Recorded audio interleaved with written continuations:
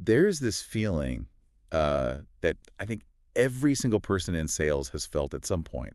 Is that exact moment when the casual talk ends and the room just gets heavy. Oh, yeah. I know that feeling. Right. Like you have had a good chat, you showed them the product, and now it is time to actually ask for the business. The famous Yeah, the close. close. Your palms get sweaty.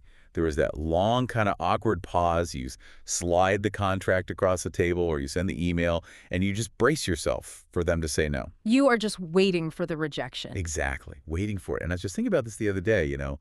What if the close, that scary moment we all dread, what if that is actually supposed to be the easiest part?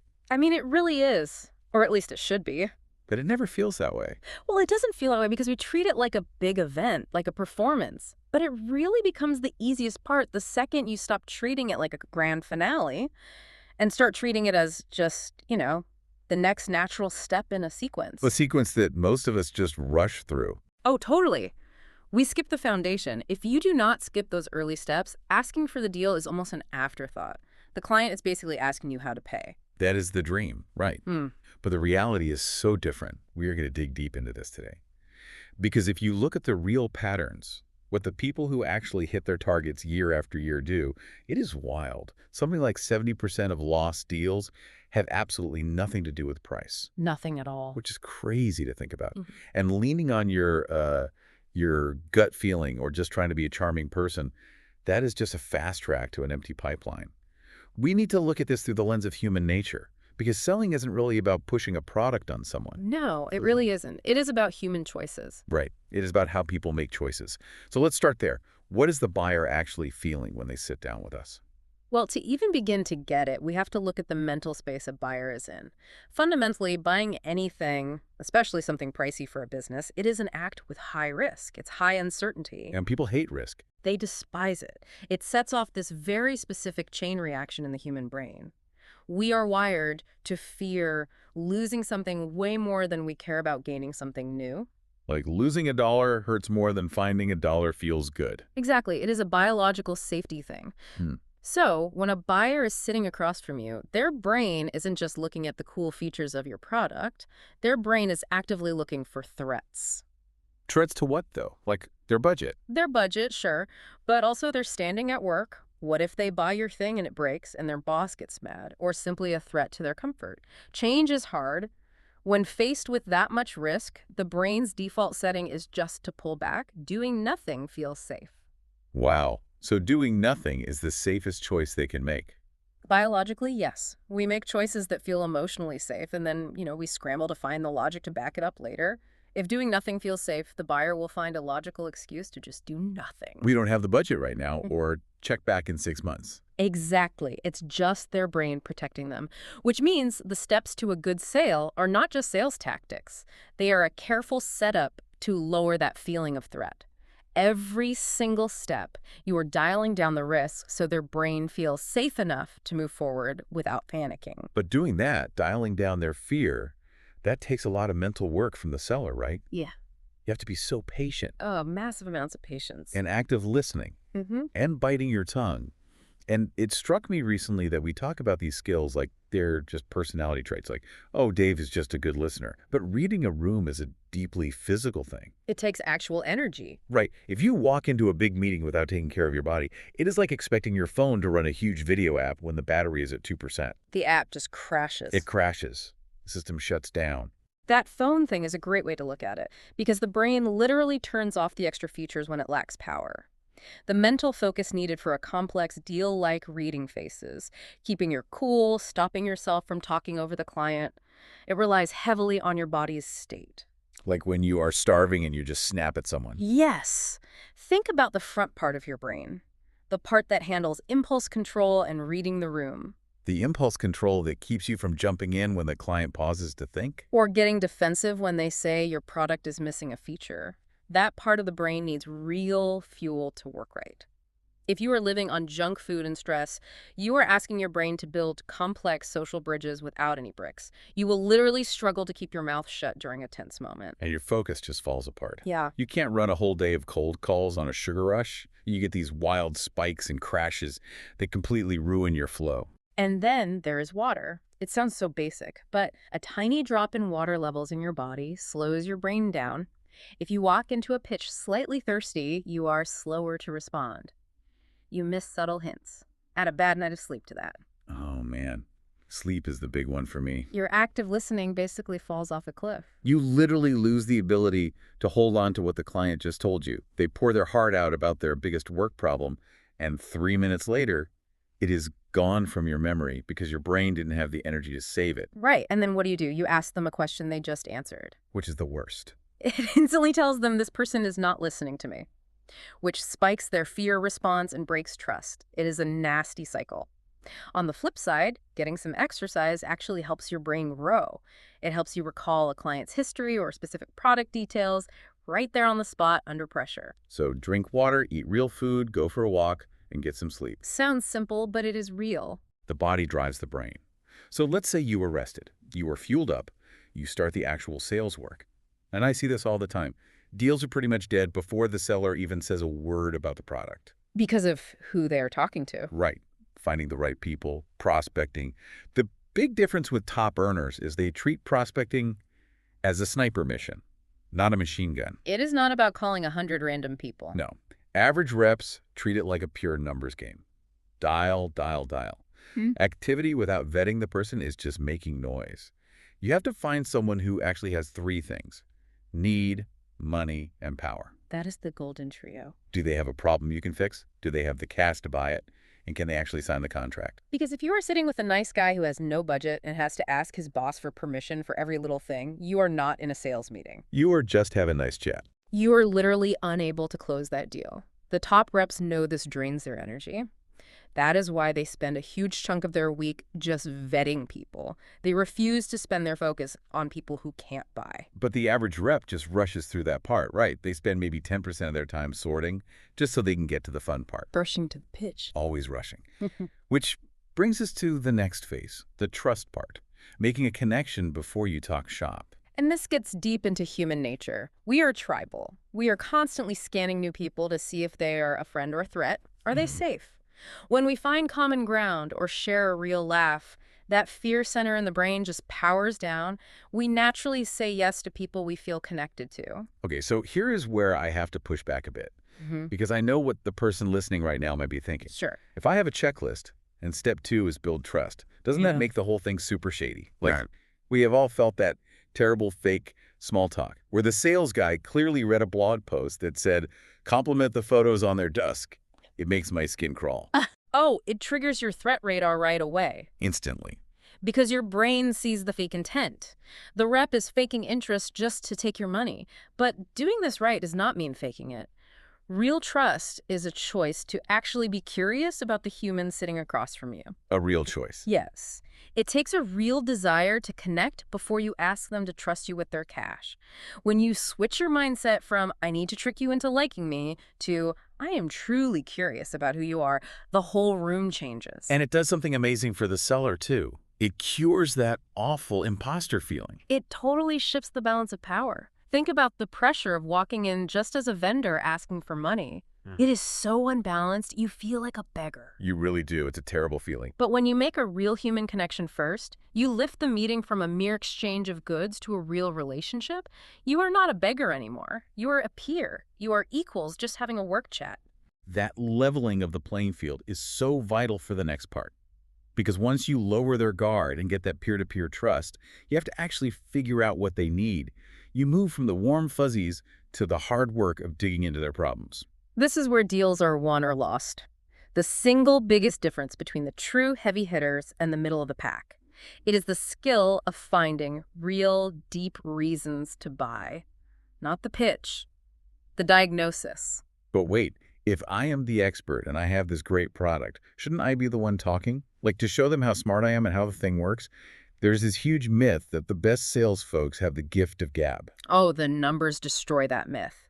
If you look at the real-life habits of top closers, they have a very clear ratio. The seller speaks maybe 40% of the time. The buyer speaks 60% of the time. Wow. Mostly listening. If you are doing most of the talking while trying to find their pain points, you are overloading their brain and you are completely missing the actual issue. You are guessing what hurts instead of letting them tell you. Exactly. You have to guide them. You ask about their current setup. No judgment, just facts. Then you ask what is broken or annoying about it. And then, and this is the big one, you find out the cost of that problem. What does it do to their revenue, their stress, their team's mood? That last piece, the cost. That is where the sale is made. A problem is just a minor headache until you measure how much it actually hurts. So true. I was talking to a friend recently. Let's call her Jenny. She has been in finance for 11 years. Super smart, knows her stuff inside and out. Okay. But she was suddenly losing clients to brand new kids fresh out of training. Newbies were closing deals that she was losing, which makes zero sense if knowing your product is all that matters. Oh, I know exactly what happened here. Right. She was losing because her 11 years gave her a massive blind spot. She saw patterns too fast. A guy would walk in, she would see his income, his age, and within 3 minutes, her brain put him in a neat little box. She thought she knew his setup, his problem, and his pain without asking. Yes. She was on pure autopilot, so she tried this grand test. For 30 straight days, she was not allowed to assume a single thing. She had to ask basic questions, let the client talk, and she could not finish their sentences. She just had to sit in the awkward silence and listen. That is so hard to do. It was torture for her at first, but the results were insane. She found out her fast guessing was wrong almost every time. She had this rich, older guy she assumed wanted aggressive stock growth. But by just asking and shutting up, she learned he was terrified of losing what he had. He wanted safety, not growth. He was driven by fear. Entirely. And she had a young couple she thought would want high-risk tech stocks. Turns out they were kept up at night worrying about building a safe college fund for their kids. By just turning off her guessing machine, talking less, and letting them speak, her close rates went through the roof. Jenny was making the classic error. She was handing out pills before she checked the patient's symptoms. Once you do a real checkup, once the buyer actually says out loud what hurts and why, only then are you allowed to present your solution. The pitch. The pitch. But again, how you pitch decides if their fear stays quiet or flares right back up. Because you can't just plug in your laptop and read off 50 features. Please don't. That tells their brain right away that you did not listen to a word they said. Pitching right means mirroring. You have to take your product and tie it directly to the exact weak spots they just confessed to. You have to use their exact words. Right, the mirror pitch. If they say, our old system is so clunky it takes my team 3 hours to run a basic report and it ruins our Friday afternoons, you don't say, our system is lightning fast. You know, that is too generic. You hold up the mirror, you say, because our system runs in real time, your team gets those 3 hours back, totally ending that Friday afternoon nightmare you mentioned. You show them their own life, but fixed. When a buyer hears their very own problem solved with their very own words, the risk just drops to zero. It is crazy how well that works. I know a guy, Mike, who sells software. Great guy, super friendly. But his numbers were awful, like an 18% win rate. That is a tough place to be. It was painful. And his flaw was just the order of things. He would make great small talk, and then boom, launch into a huge product demo. He just hoped the client would magically figure out why they needed it. He put all the mental work on the buyer. He was pitching at them, not solving with them. Exactly. So he made a hard rule. No matter how much they liked each other, he forced himself to do 15 full minutes of questions before he was allowed to share his screen. He had to map out their pain first. And what happened? 2 months later, his win rate jumped to 31%. Same software, same price, same friendly mic. He just stopped triggering their fear. He stopped hoping and built a process. But, you know, even if you are rested, you ask the right questions, and you mirror the pitch perfectly, a lot of people will still get to the end and say, this is great, let me think about it. Oh, man. The black hole of following up, this is where you really get tested, and where so much commission is just left on the table. The numbers on this are terrifying. A massive chunk of big deals take like 5 follow-ups to actually close. The buyer's brain just needs time to get used to the change, check if it's safe, and talk to their boss. 5 times. But almost half of all sales reps quit after just one try. Almost half. They send one email, hear nothing for 2 days, and they just panic. They tell themselves, well, they hate me, the price is too high, I don't want to be annoying. Right, they put their own fear of rejection onto the client's silence. Yes. They confuse the client needing time to think with the client hating the deal. The real money is in the follow-up, but it has to be a strict habit so your feelings don't ruin it. You have to take the emotion out of it. There is a story about a guy, Dave, selling heavy parts. He used to lay awake worrying he was bugging his clients. The dreaded just checking in email. Exactly. So he built a system. Right after a meeting, he sent a short summary using their exact pain points. Then he set a hard rule. Reach out on day 5 and day 14. And he never just said checking in. He always sent a useful tip or a clear next step. By building a system, Dave took away his own daily panic. He didn't have to wake up and wonder, do I email them today? The calendar told him what to do. And just by staying in the picture while the buyer processed their fear, his close rate went up by 1/3 in just a few months. It's all about holding their hand through the uncertainty. So when we zoom out and look at this whole thing, it completely wrecks the biggest lie in sales. The lie we all tell our managers, oh, we lost on price. The other guys were cheaper. It is the easiest, warmest blanket we can wrap ourselves in because it means it wasn't our fault. Right. It protects the ego. But if you actually track it, price is the real reason for losing in less than 20% of cases. Less than 20%. That is a tough pill to swallow. That means over 80% of the time the deal died because we messed up the steps. We were tired and missed a cue. We faked the small talk. We talked too much and didn't find the real pain. We gave a boring pitch. Or we just got scared and stopped following up. Selling isn't magic. It isn't about being smooth, and it definitely isn't about pushing people into a corner.